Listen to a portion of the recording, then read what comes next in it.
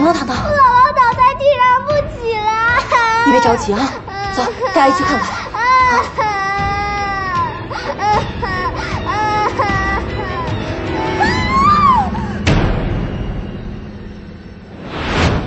早上的时候有没有看见什么陌生人？我这一大早出去买菜了，没见着什么陌生人啊。昨天晚上你有听到什么声音吗？夏佳。那孩子是几点钟来敲门的？糖糖是凌晨5点左右来敲的门。这间户主的姓名你知道吗？哦，户主叫崔凤林。来了。刚才我看那个小女孩是什么人啊？是老太太的外孙女，早上的时候发现老太太尸体，然后去邻居家敲门，邻居给报的警。头儿，我去客厅看看。好。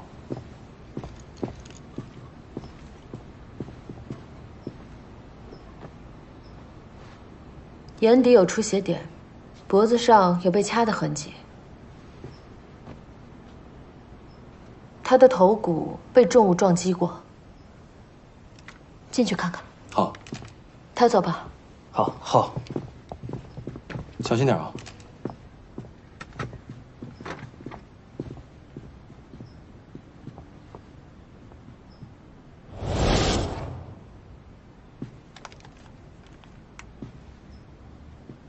有什么发现吗？上队，这间屋子里没有血迹，也没有发现其他的可疑迹象。好，这里也查一下。是。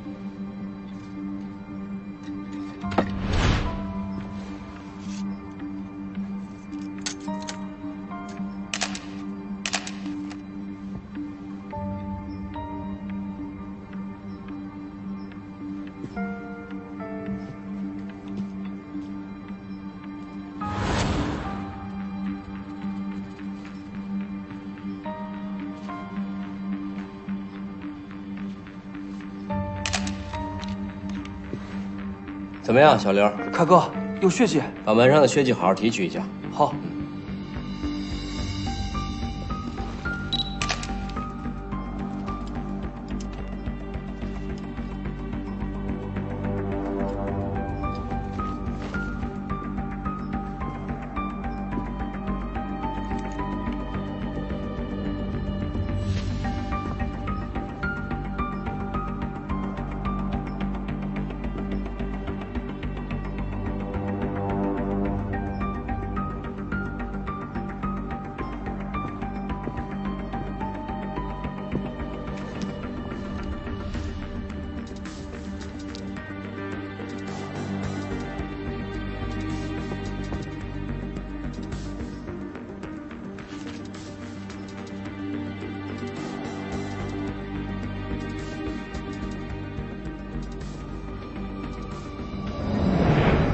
死者崔凤林，60岁，退休5年，老伴病逝7年。他们有2个女儿，都已经结婚了。他们的外孙女叫唐梦文，今年6岁。12月15日凌晨的时候，女孩求救，邻居报案。等警员到场的时候，崔凤林已经死亡了。夏莹，死者在死之前遭到过连续的殴打，他的头部有许多钝器伤，其中最长的伤口达到15厘米。根据伤口来推测，现场找到的那奖杯就应该是凶器，但是在这个奖杯上，我们没有找到任何人的指纹。死者的死因是创伤性脑干受损、脑血管破裂。在死者的指甲里，我们找到了其他人的皮屑。死者应该在死之前跟凶手有过激烈的搏斗。库里没有数据符合现场留下的 DNA， 现场各处门窗都没有遭到外部损坏，判断应该是熟人作案。现场血迹完全来自于死者本人，在客厅和过道，我检测到了大量的滴落型和平移型血迹。这些血迹一直延伸到死者的身边。根据客厅的血迹形态分析，我猜测当时的情况应该是老太太在客厅被凶手殴打，她想跑回自己的卧室，但是在途中，在过道被凶手打死。现场除了老太太和她的外孙女之外，我还检测到了一组脚印，是42码的运动鞋。根据步态分析，我确定嫌疑人是一个在35岁到45岁之间的成年男性，身高在1.75米左右。崔凤林老人的卧室非常干净整洁，物品也没有被动过，屋里面没有血迹。据报案的邻居金女士说，当天晚上她在睡觉，一直到小女孩敲门之前都没有听到隔壁有什么异常。头儿，按你的要求，把崔凤林的小女儿和她的爱人找来了。好，我知道了，我马上过来。嗯，你们3个继续。好，我马上回来。崔凤林的人际关系查了吗？正在查呢，问林飞同，是他去查的。崔凤林没有跟人结怨，还调查到什么？暂时没有了。别着急啊，千万别着急啊，一会儿问问，没事的。哎，警察同志，请坐。来，坐吧。这个警察同志，到底发生了什么事儿了？怎么会这样啊？具体的情况呢，我们还需要调查啊。但是我想了解一下，您的母亲平时是不是和唐梦文在一起住啊？不是，我姐姐晚上值夜班，姐夫出差了，所以昨天才让糖糖，也就是唐梦文跟着姥姥住。那您母亲平时有没有跟别的人结怨什么的呀？没有。没有。好，我了解了，我们会尽快破案的。哎，谢谢您啊。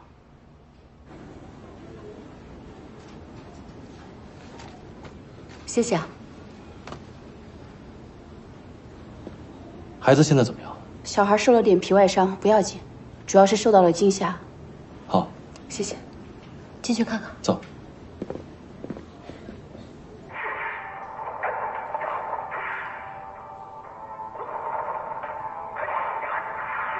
完了，完了，完了！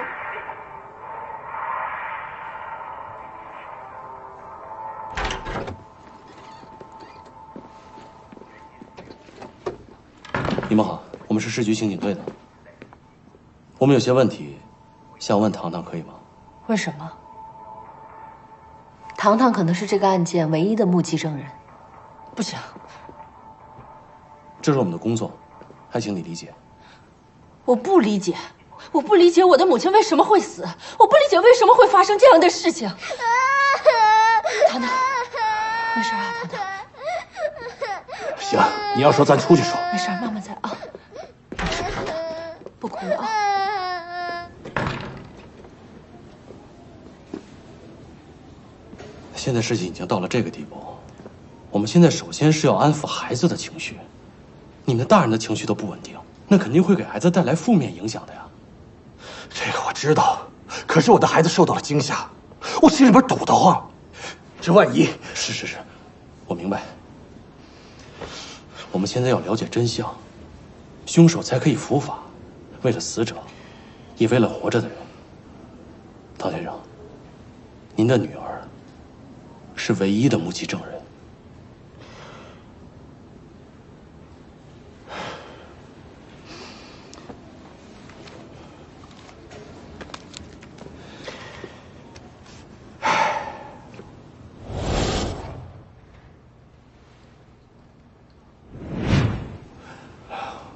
医院不能抽烟。那行，在外边说去吧。好。我能够理解您现在的心情，但是糖糖那天晚上可能看到了什么。您不希望把杀害您母亲的人绳之于法吗？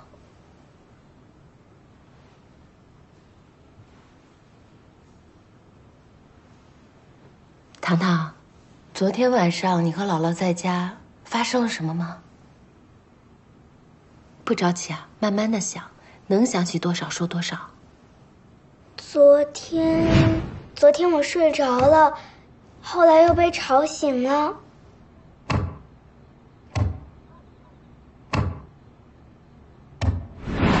我想帮姥姥，可脑袋一疼就晕过去了。再后来呢？后来发生了什么？我醒来的时候以为是做梦，就去看姥姥。姥姥，姥姥，姥姥，你有没有看到打姥姥的那个人长什么样啊？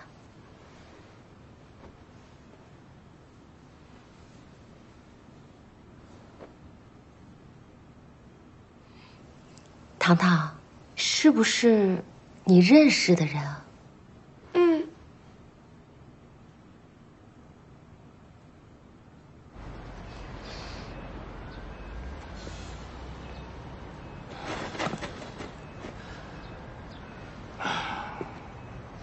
听您太太说，案发的时候您出差了是吧？啊，我是做设计的，这回案子要的比较急，我去外地开会了。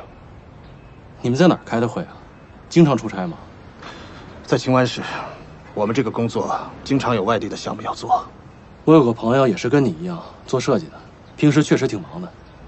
您是哪天走的？13号。那清湾市离我们这儿不近啊，您回来的时候应该都凌晨了吧？啊，我们第2天还有实地考察的项目要做，所以当天就没赶回来。那您什么时候回来的？今天早上9点。能告诉阿姨他是谁吗？你不要害怕，阿姨在这儿，妈妈也在这儿。如果你不想告诉阿姨，就悄悄地告诉妈妈，行吗？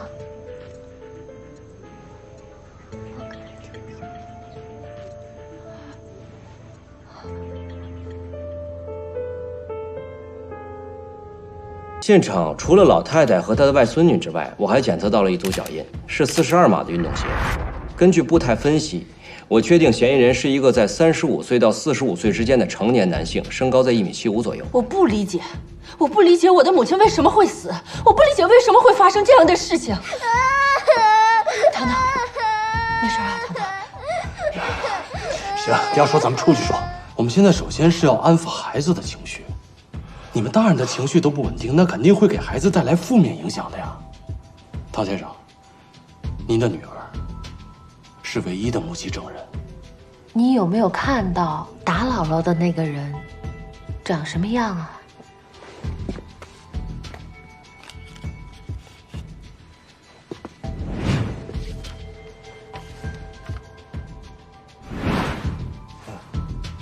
医院不能抽烟。是不是你认识的人啊？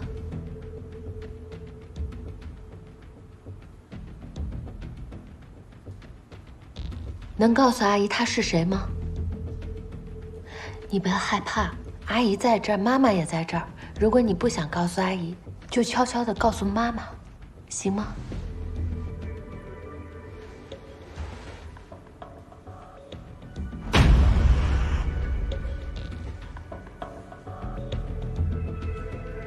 现场除了老太太和她的外孙女之外，我还检测到了一组脚印，是42码的运动鞋。根据步态分析，我确定嫌疑人是一个在35岁到45岁之间的成年男性，身高在1.75米左右。我不理解，我不理解我的母亲为什么会死，我不理解为什么会发生这样的事情。糖糖，没事啊，糖糖。行，你要说咱们出去说。我们现在首先是要安抚孩子的情绪，你们大人的情绪都不稳定，那肯定会给孩子带来负面影响的呀。唐先生，您的女儿是唯一的目击证人。你有没有看到打姥姥的那个人长什么样啊？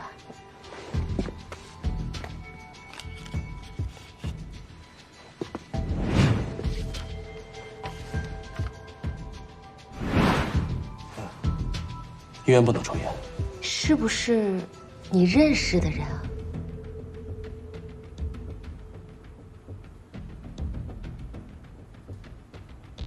能告诉阿姨他是谁吗？你不要害怕，阿姨在这儿，妈妈也在这儿。如果你不想告诉阿姨，就悄悄地告诉妈妈，行吗？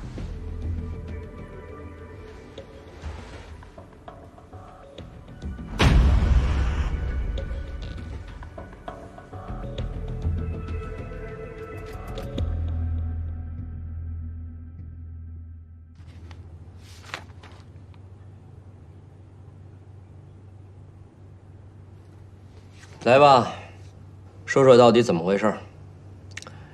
刘田，15号凌晨，崔凤林出事的时候，你人在哪儿？我在酒吧。那你身上的伤是怎么回事？还有手上的？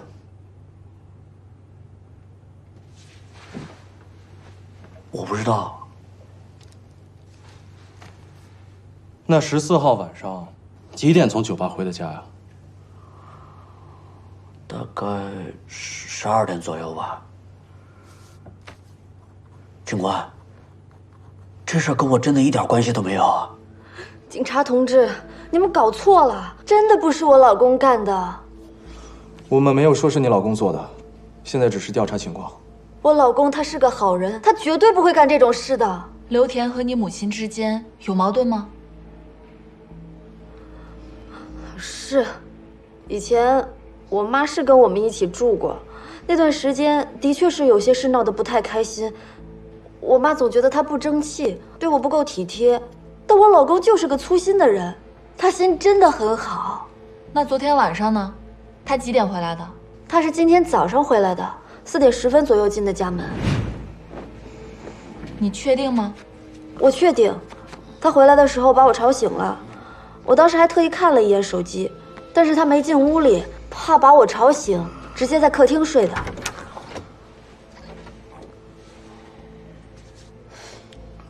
第二天我去上班的时候，他还在沙发上睡着。那他昨天晚上都去哪儿了？跟你说了吗？他说他去喝酒去了。他有什么不对劲的地方吗？没有啊，就跟平时一样。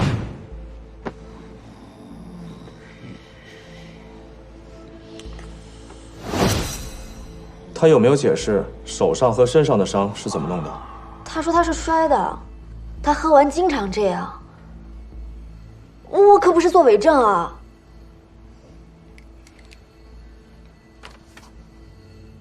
你老婆非常肯定地说，你是在15号凌晨4点10分左右回的家，为什么骗人？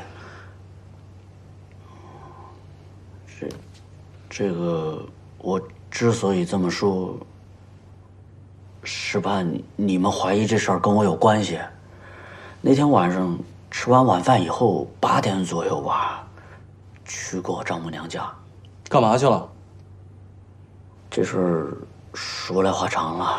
今年过春节的时候，我跟我丈母娘吵了一架，这都快1年了，我就想着，跟老太太这么一直僵着，也不是个事儿。是老太太虽然说话挺难听的，但我也有我不对的地方，我就想着去跟她道个歉，服个软，这日子还得往下过嘛。更何况我媳妇儿夹在中间也挺难做的。可是我到那儿以后，在门口站半天，也没勇气进去，我就插了烟，转身去酒吧了。那你为什么是凌晨4点多才到的家？我这人有个毛病，好喝个酒，一喝就多了就断片了。那天跟我朋友分手以后，我再醒过来，人就躺在那安息桥底下了。至于身上这伤怎么弄的，我是真的不知道啊。我说的都是实话，我没骗你们，我真的跟这事儿一点关系都没有。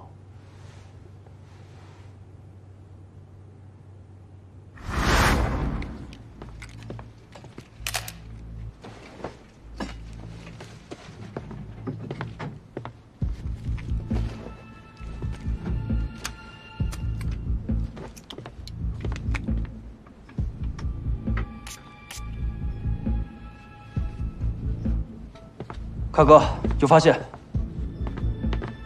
好。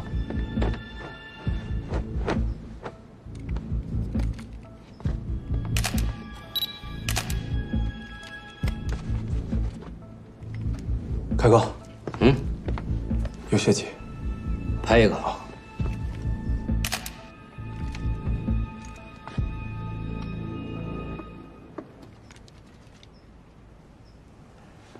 刘田的鞋码是42码，与现场找到的完全一致，证据确凿。我觉得刘田就是凶手。可是足迹分析和田宁哥那边衣服上的血迹报告都还没出来呢。怎么，你是觉得刘田是凶手这事儿你抱有怀疑啊？我是觉得，现在证据还不完整。那什么叫证据啊？门口烟头上的 DNA 已经确定是刘田的了，这还不是证据？可是关于烟头的事儿，刘田的解释也合理。可是我到那儿以后，在门口站半天，也没勇气进去，我就插了烟，转身去酒吧了。那目击证人怎么算？这个刘田既有作案时间，又有作案动机，他身上的伤和血迹他自己都说不清楚啊。胡倩，妈，你觉得呢？是不是刘田做的案？就是刘田。英雄所见略同。夏姐，你觉得呢？是不是他？哎，我觉得没什么意义啊。当时孩子指认凶手的时候，夏姐也在，她的证词完整且清晰。可是烟头上的 DNA 和死者指甲里留下的人体组织并不符合，也许真的像刘田所说的那样，抽了2根烟就走了呢。至于孩子的证词，案发时间是在晚上，孩子处于极度恐惧的情况下，很有可能会看错。哎，行，头儿，你觉得呢？是谁？你觉得呢？我觉得肯定是这个刘田作案啊。有道理。这么说太武断了吧，头儿？你说的也有道理。啊，不是头儿，你这什么意思呀？你这一会儿这个一会儿那个的啊！你到底觉得谁是凶手？证据，我跟你说过多少遍了，有了证据，才能够下结论。没毛病。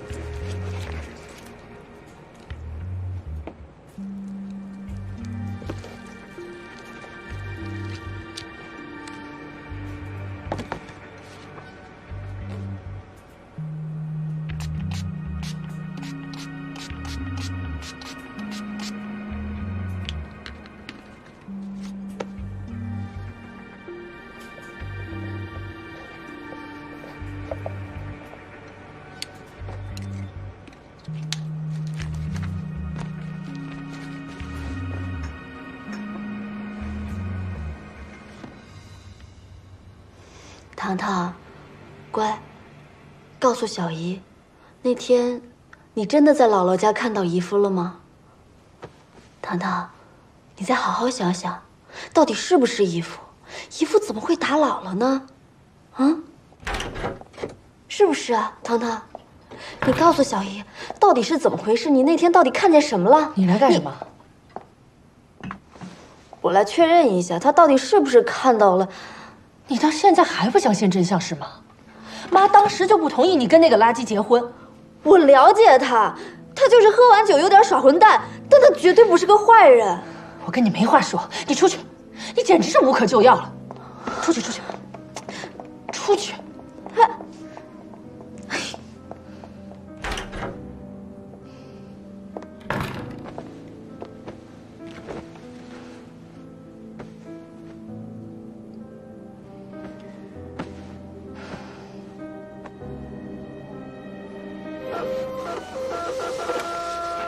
哎，9点了啊！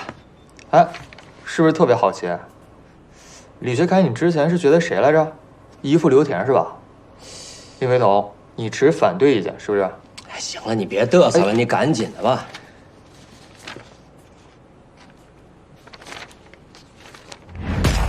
你看，我说不是刘田吧？怎么会啊？我们从刘田家里面拿回来带血的鞋，还有裤子，都只有他一个人的 DNA。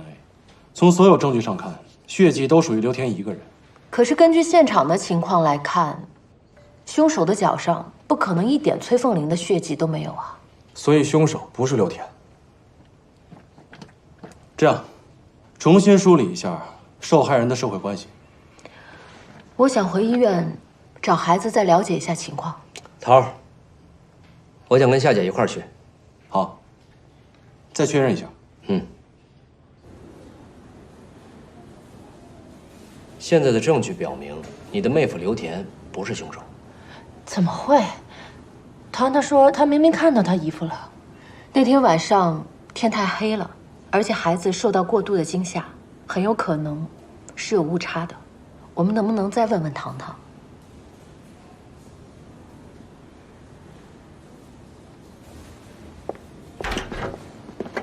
你冷不冷啊？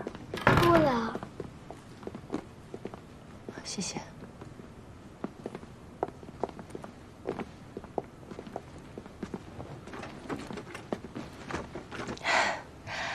糖糖，阿姨今天来啊，又想问问你那天晚上发生的事儿。我看见姨父打了姥姥。那你是看见姨父的正脸了吗？没有，你没有看见正脸，你怎么知道是姨父啊？因为那天有个人来打姥姥，那个黑影很像姨父。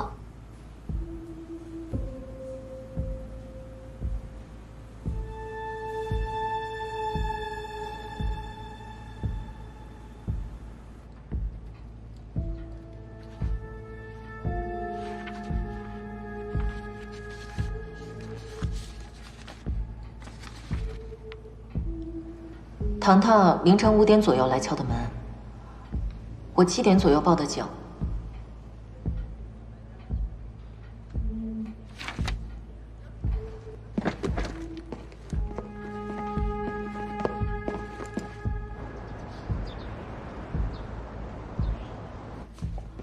我们这个小区啊，安保一直都很好的。哦。但是发生这样的事情，我们也挺遗憾的。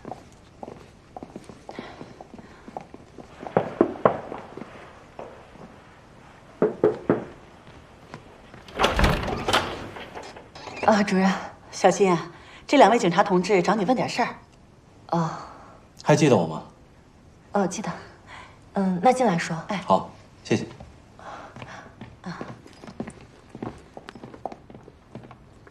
喝水吧。好。糖糖怎么样了？现在还可以，各个方面还算比较稳定。那就好。金女士，今天我们过来呢，是想跟您了解一下12月15号具体发生了什么。那天晚饭我吃的比较早，因为我有点感冒，身体不舒服。我记得我儿子是9点钟睡的，后来我也就睡了。那你就没有听到外面有什么动静吗？没有听到啊。那糖糖那天晚上是几点过来敲你的门？糖糖大概是5点吧，他过来叫我，我就去他家了。我过去时，老太太已经没气了。你是在5点钟发现老太太去世，那为什么中间隔了2个小时，你才报的警啊？我当时吓坏了呀。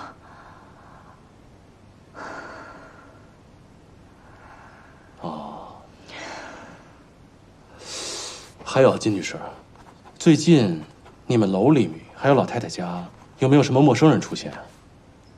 没有。好，今天打扰了，我们先回去了。行。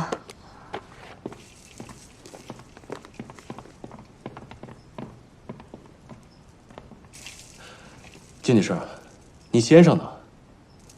我离婚了。那是我男朋友的，但是我们早已经分手了。好，打扰了。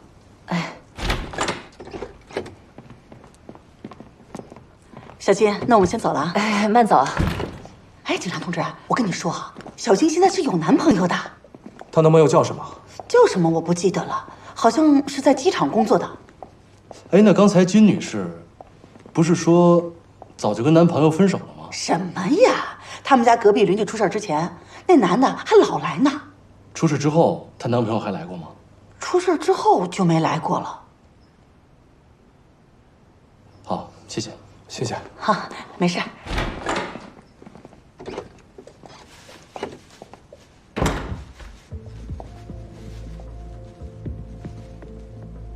金女士，我们还想跟你聊一聊。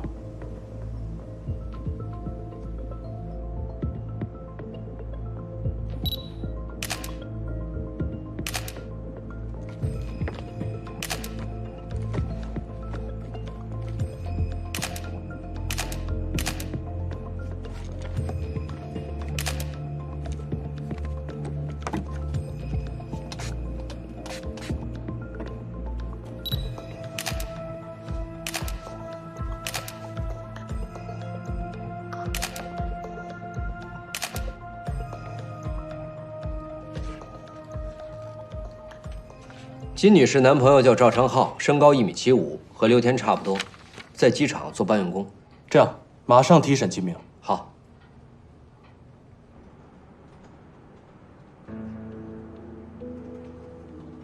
赵昌浩的 DNA 符合我们在案发现场找到的嫌疑人的 DNA。我们早就分手了，他的东西我早就扔了。那你知道不知道你这是在销毁证据啊？我不知道。那你知道赵昌浩跟隔壁崔凤林家有来往吗？我不知道。案发当天，你见过他吗？没有，没有。我说过我们已经分手了。金女士，你自己看一看，这多惨！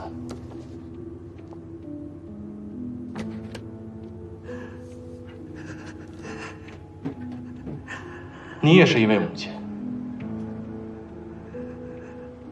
我不知道，我不知道他为什么要去隔壁，我也不知道他为什么要这样做。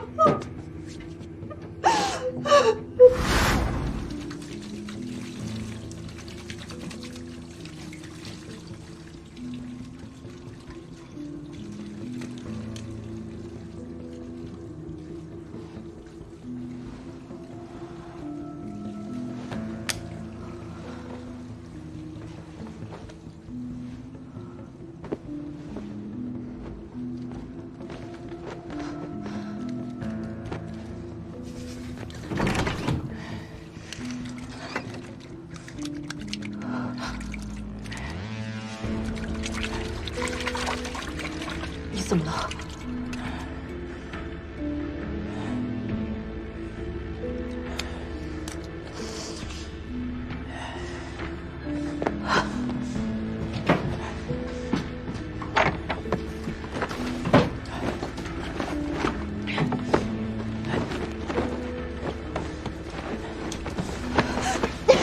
你要干什么？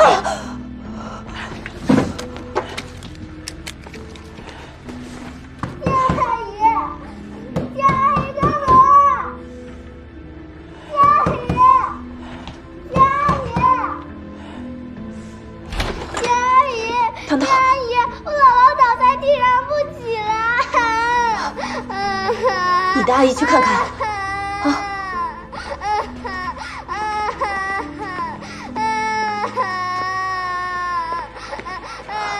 走。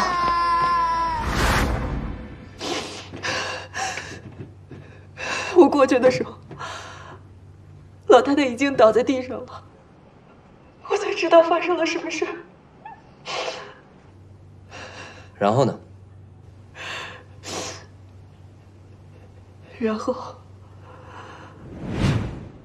然后我给糖糖换了衣服，做了简单的清洗。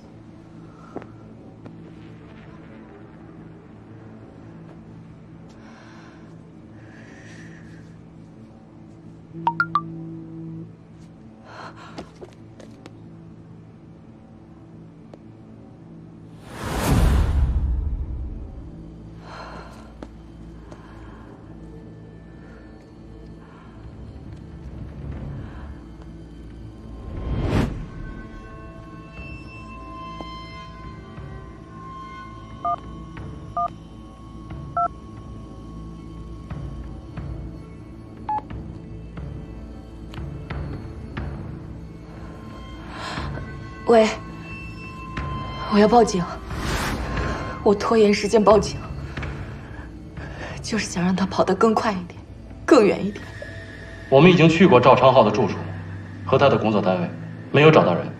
我们现在已经发布了通缉令，金女士，难道你就不知道他在哪儿吗？你还想再包庇他是吗？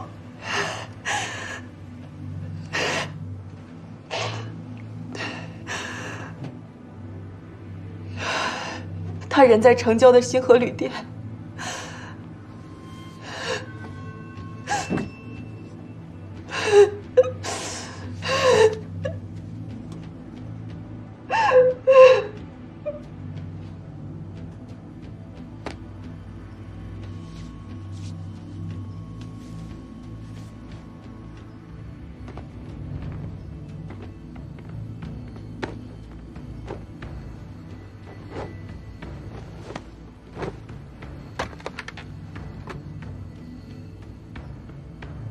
喂，320退房。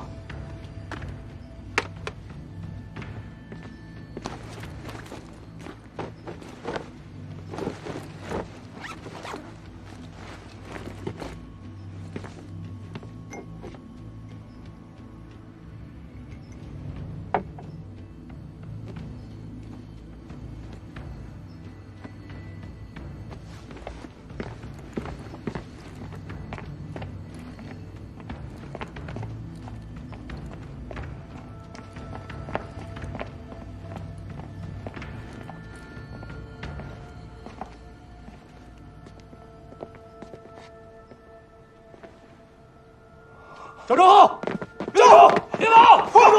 站住！别跑！站住！别跑！站住！警察！警察！警察！站住！站住！站住！别动！别动！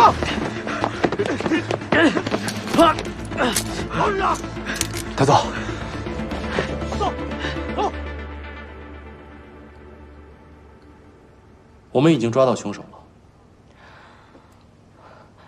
在证据面前，他供认不讳，但是根据他的供认，他并不是针对你们的母亲，而从一开始，他的目标就是糖糖。当你们把糖糖送到他姥姥家住的时候，他就起了歹念。哎，正好。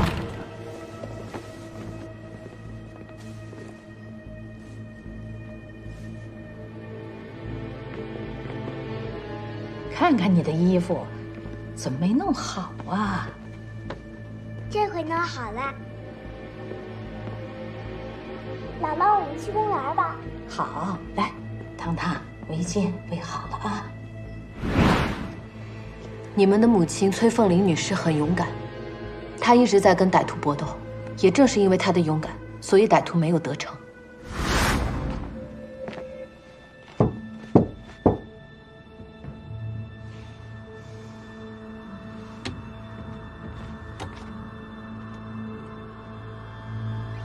谁呀？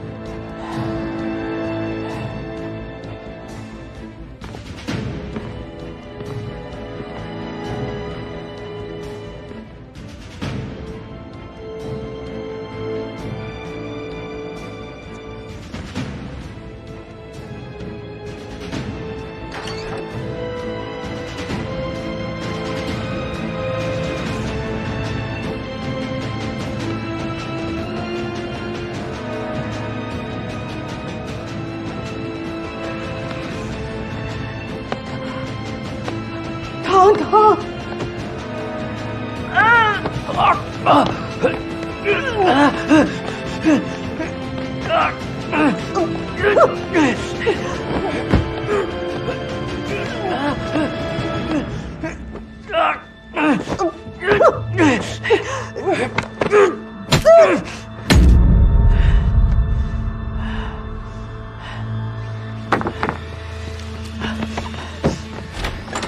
他一直到生命的最后一刻，都在保护糖糖。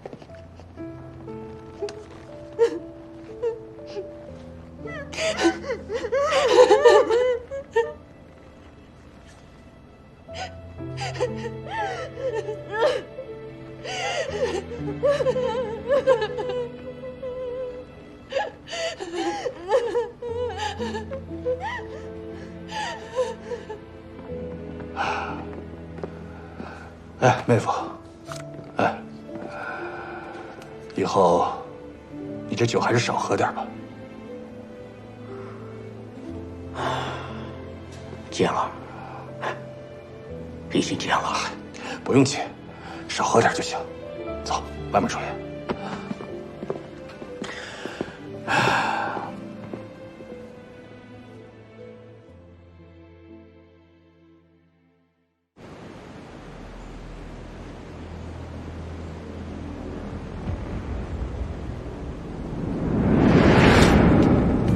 你们每天都来这钓鱼吗？哦，不是，我们平时工作忙，每周就来一次。哦，那你呢？就是我们都一块儿的。对，要来钓鱼的话，我们俩都是约好一起来的。那平时你们怎么过来？开车来。开车啊？车呢？车停在东边那边，然后走过来的。平时车都停那儿吗？是的。你们好，请给我们讲讲具体情况吧。我们每周三呀都来这儿钓鱼，今天一来就发现这儿有具尸体，都泡胀了，太可怕了。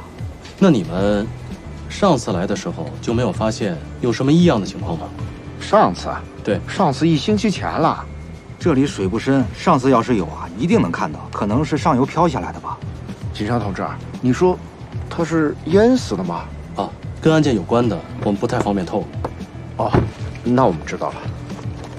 头儿，想起来了。哎呀，这以后还怎么来呀？好，这交给你，你再了解一下情况。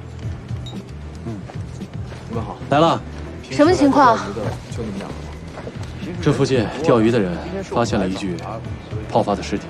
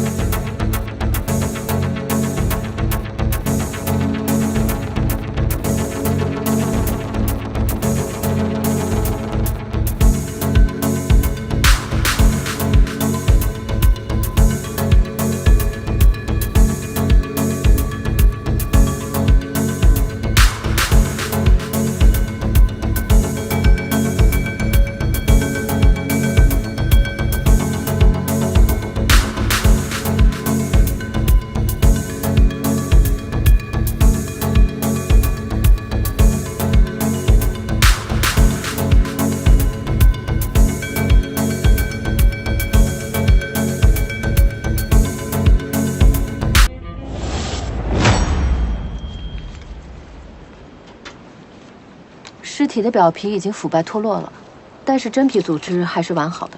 根据现在的温度来推断的话，死亡时间应该是在30天左右。以你初步的观察，可以判断出来死亡的原因吗？头上是有钝器伤，可能是在落水的时候撞到了河岸，或者是撞到河边的石头。身体其他地方没有明显的外伤，但是真正的死亡原因要详细尸检之后才能告诉你们。好，辛苦了。哎呀，艾头儿，你别说，这儿青山绿水的，而且我们是在上风口。吸吸新鲜空气，可以清肺。李雪凯啊，你很会挑地方吗？证据我都收集的差不多了。李伟彤，哎，你呢？我这边收集的也差不多了，就是这个巨人观的尸体，确实是。飞头，你就是没见过泥炭揉尸，你很闲吗？我很，我很忙的，头儿。好，很忙啊。你带着所有的兄弟们去这些周边，看看能不能找到落水的地方。正好你不是说你想要清清肺，这么好的环境，你就当锻炼锻炼身体，好吗？头儿，我怎么了？好，我跟凯哥一块儿去吧。切，你很有眼力劲儿嘛。哎，凯哥搜证可是一把好手，跟着我肯定没错。少说话，多做事儿。李学凯，我平时怎么教你的？是头儿，我知道了。行了，快去吧。走了，拜拜，夏姐。啊，拜拜，夏姐。走。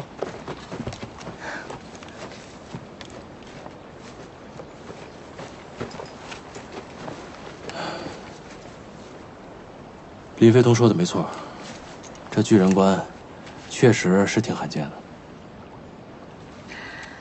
那李学凯说的也没错，这儿的空气的确挺好的。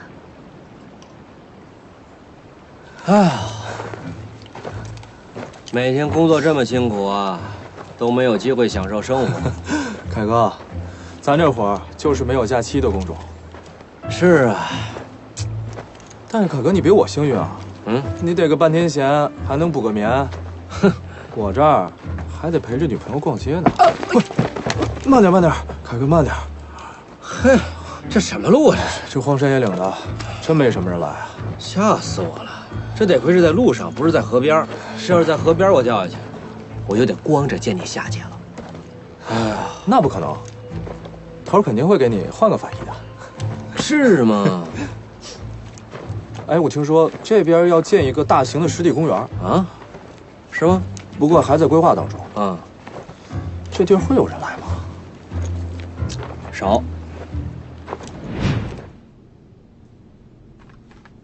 死者男性，25岁到30岁之间。从牙齿的磨损程度来看，他是来自于城市的青壮年。他的头部曾遭到钝器重击，应该是致命伤。受到过重击？那有没有可能是在水里面撞到了什么？根据他面部骨质的渗血情况来看，应该是生前受到的重击。而且我刚刚对他的口鼻、肺部、血管进行了微生物判断，证实他是死后被人扔进水里的。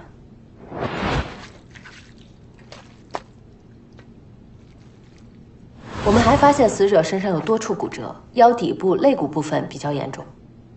我比较倾向于高坠伤，而且他的脏器损伤也证实了这一点。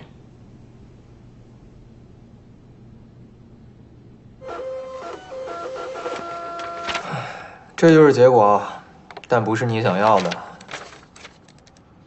系统里没有找到匹配的数据，现在还是无法确认死者身份。不是，那怎么办啊？现在指纹也被泡了，脸也被毁了，完全找不到身份信息了呀！唉，要是有一个全民 DNA 数据库就好喽。哼，要是真有一个全民 DNA 数据库，那破案啊，纯靠我们这些人就行了。您啊，早就光荣失业了。哎，话不能这么说呀！你们找到犯罪嫌疑人，那抓犯人不还得靠我们吗？你以为一个全民 DNA 数据库这么好建呀？光费用问题咱们就不说了吧，全中国有这么多人，系统的超负荷运载问题更是现如今无法解决的一个大问题。还有，如果在一个 DNA 数据库中出现了众多没有犯罪记录的民众，以现有数据库基因做局限，万一出现了加比中事件怎么办啊？那将会耗费我们公安人员大量的精力。还有，像这个户口频繁迁移问题、伦理问题，嘿，这没文化真可怕。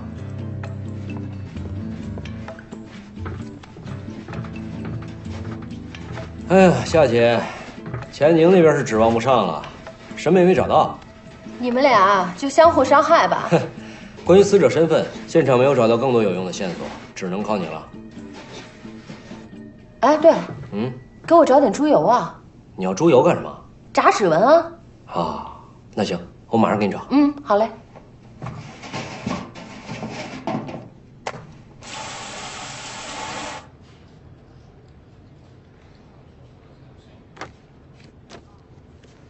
根据夏姐提取的指纹，死者是丹塘市的男青年江玲，29岁，身高1.78米。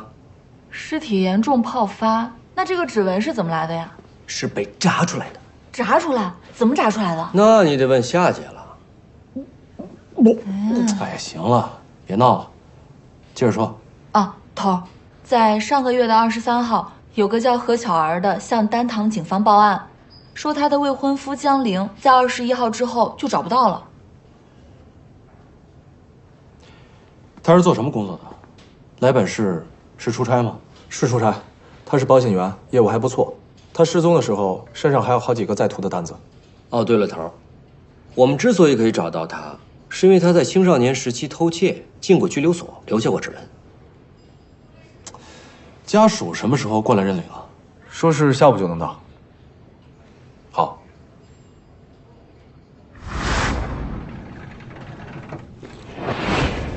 他在水里浸泡的时间太长了。他不是长这个样子的，你怎么能确定是他？我们做过指纹比对了，的确是他的。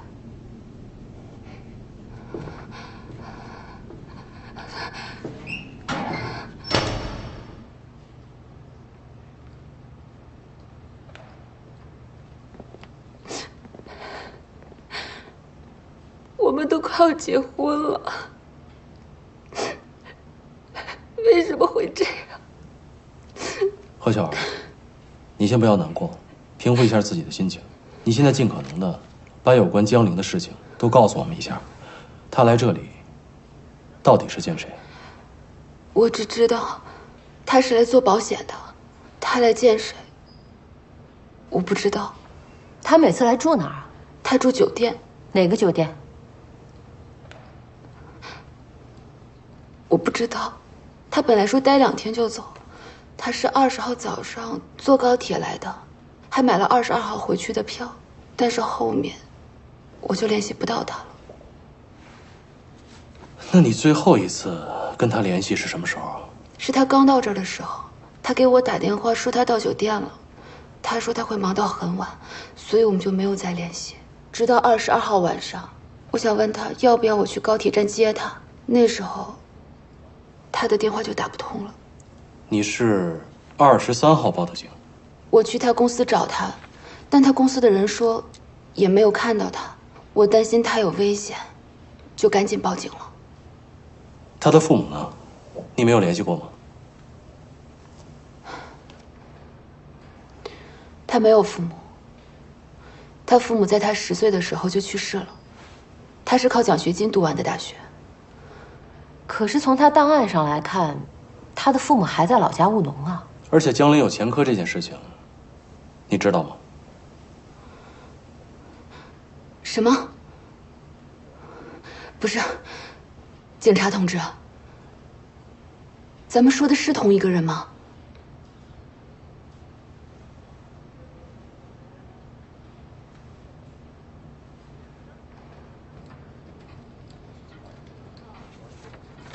我们跟何巧儿说的是同一个人，之前也调查过。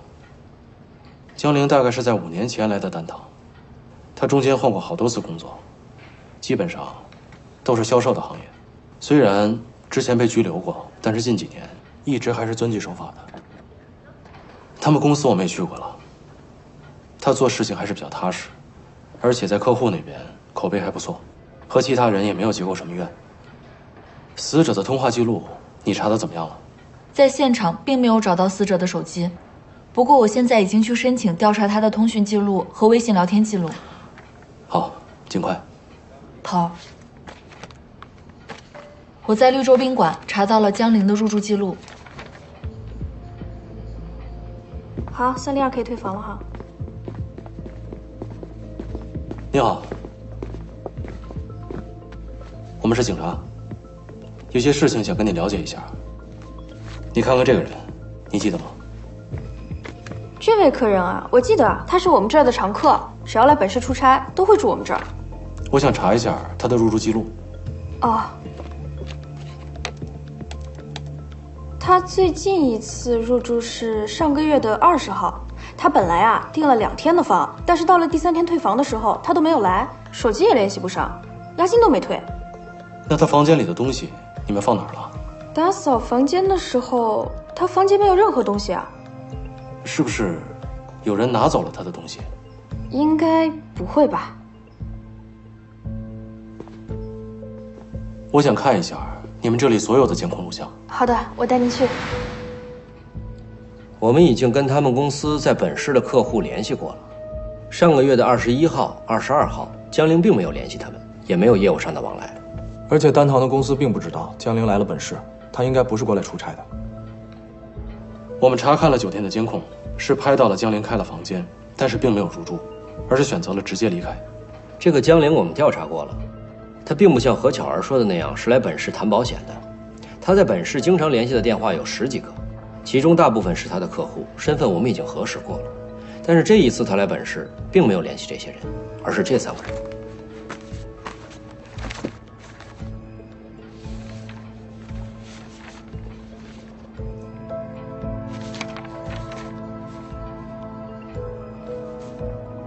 他叫程嘉译，是我男朋友。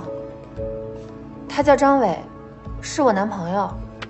这不是我男朋友谢小豪吗？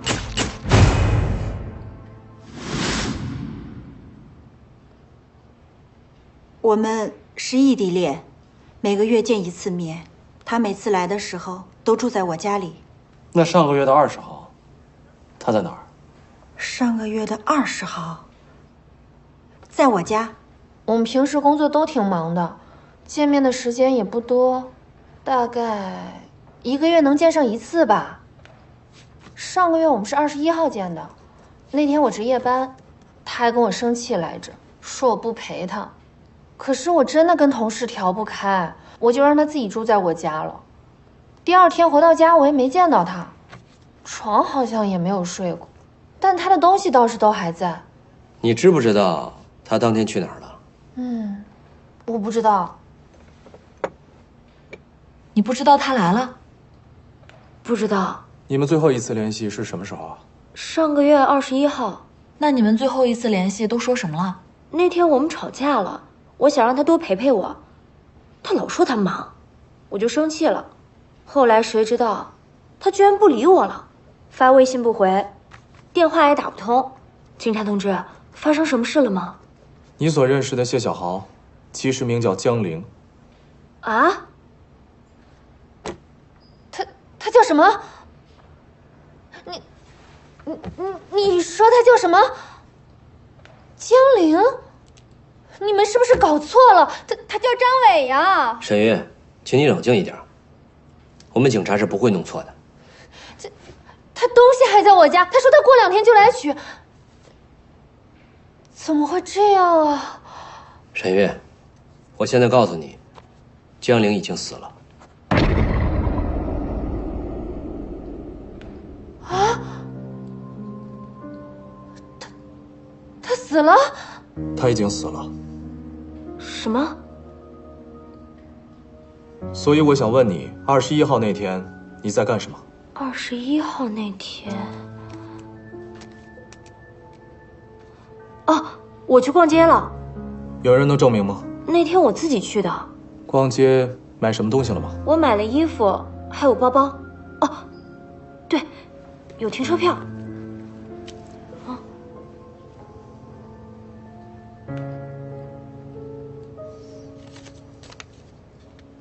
他这么久没有联系你，你不觉得有什么异常吗？他们经常封闭集训，10天半个月都联系不上人，很正常的。怎么就会这样了呢？我还以为因为我值夜班的事儿，他还在生我的气。你在哪儿上班？我在药店上班。怎么了？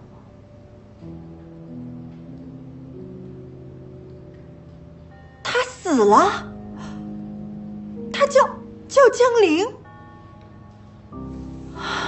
不可能呀！这怎么可能呢？他就叫程嘉译呀！你冷静点儿。他是怎么死的呀？具体情况我们现在不方便说。21号你在哪儿？21号，21号，我去看了一场电影。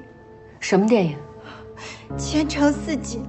哦，我当天还晒了朋友圈呢，把票根，你看一下。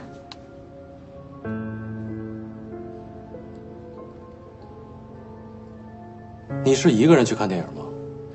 啊，不是，开始约了嘉义，但是他说要去见客户，说结束以后过来陪我。可是到结束，我也没见到他，我就自己看的。但是我是买了2张电影票的，这是2张。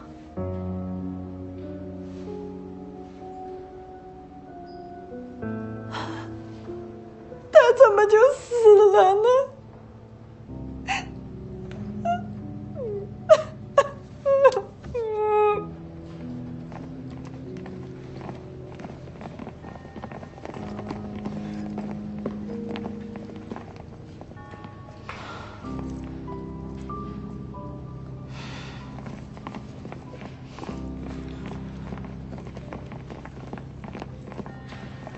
唉，可怜的女人们呢？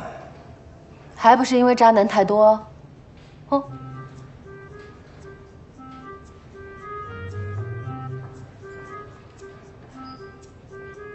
看我干嘛？还不干活去啊？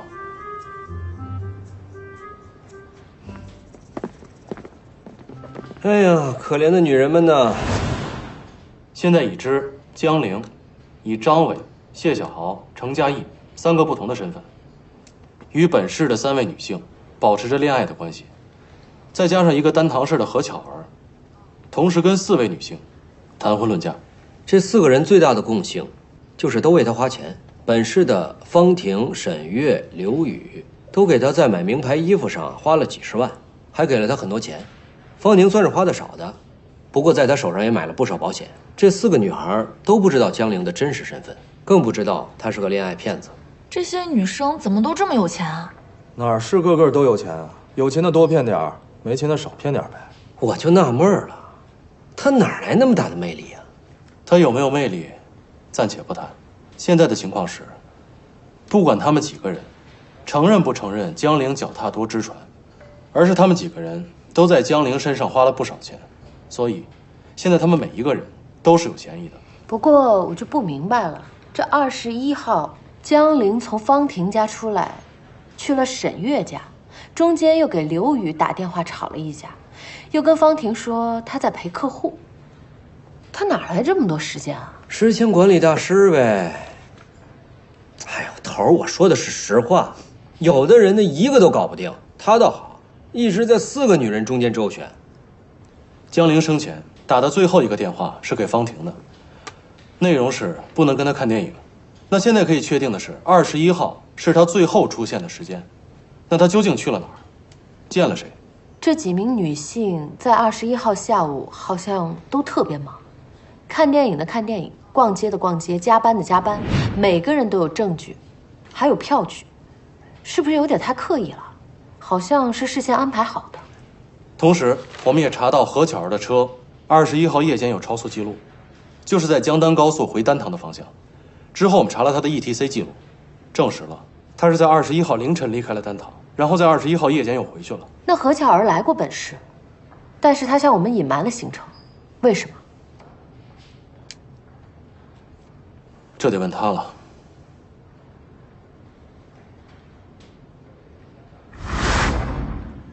我们根据 ETC 的记录，你在上个月的21号曾开车来过本市。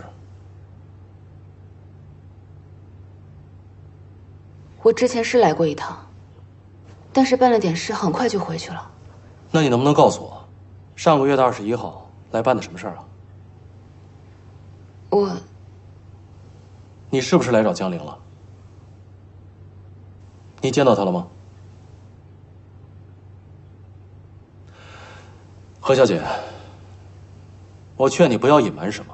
现在科技这么发达，你越坦诚，对你越有利。如果这件事情真的跟你没关系的话，你只有说出来，我们才可以帮你。你是不是现在可以跟我们说一说，你到底干什么来了？我确实来过一趟。我和他已经准备结婚了，但他总是心不在焉。他每个月都要出差，一去就是好几天，所以我感觉他有别人了。我趁他不注意，在他手机里装了个定位系统，然后准备跟去看看，他到底是见谁。那你见到他了吗？那天我一直跟着他，直到下午，我看见他和一个女的进了城北的一个小区。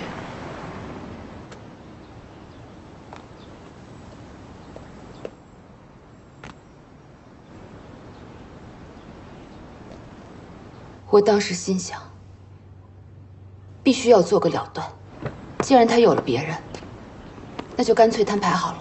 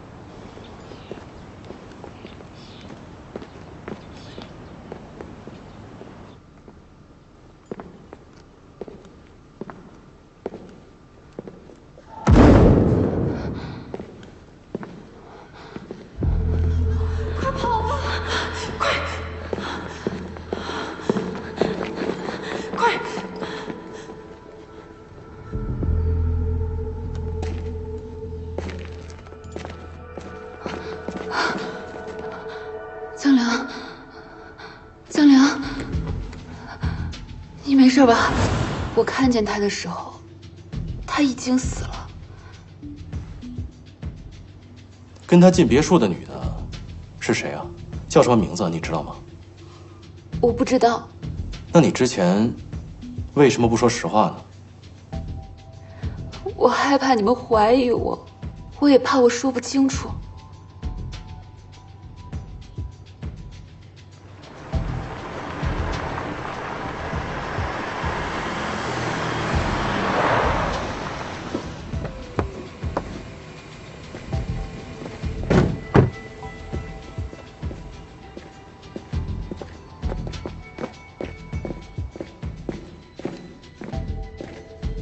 小姐，哎，好。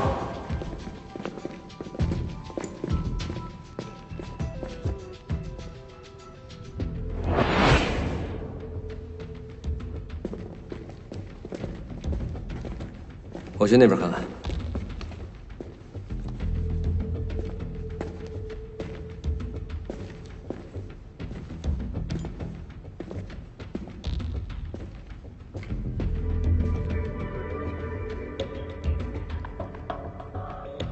尚杰，